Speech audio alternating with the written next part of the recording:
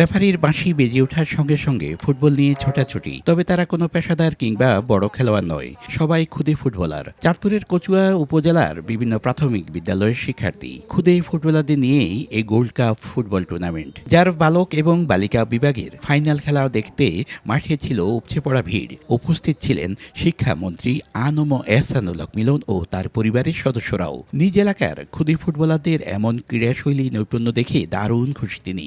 আর খেলা দেখতে আসা শিক্ষক দর্শকরা বলেছেন, শিশুদের মানসিক বিকাশে বিকল্প নেই খেলাধুলার। প্রাথমিক বিদ্যালয় পর্যায়ে যে প্রতিযোগিতা হচ্ছে, এটা আমার মনে হয় সারা দেশে এরকম প্রতিযোগিতা হওয়া দরকার। তাহলে আমরা ভালো খেলোয়াড়ও পাবো এবং তারা ভালোও থাকবে ভবিষ্যতে। তারা আসলে অনেক চমৎকারভাবে খেলছে এবং প্রতিযোগিতামূলক খেলা হচ্ছে। আমরা সুন্দরভাবে উপভোগ করেছি, অনেকক্ষণ থেকেছি। শারীরিক বিকাশ এবং মানসিক বিকাশের জন্য সবচেয়ে ভালো আর কি। খেলা শেষে বিজয়ী ও বিজিত দলের হাতে ট্রফি তুলে দেন শিক্ষামন্ত্রী।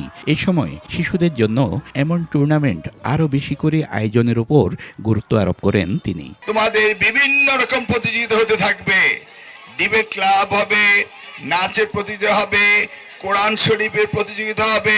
বুঝতে পেরেছো তো? প্রত্যেকটা প্রতিযোগিতা তোমরা অংশগ্রহণ করবে আর তোমরা সুন্দর সুন্দর প্রাইজ নিয়ে বাড়িতে যাবে। চাঁদপুরের কচুয়া পাইলট হাই স্কুল মাঠে এই ফাইনাল খেলার আগে উপজেলার ১৭১টি সরকারি প্রাথমিক বিদ্যালয় বাছাই পর্বে অংশ নেয়।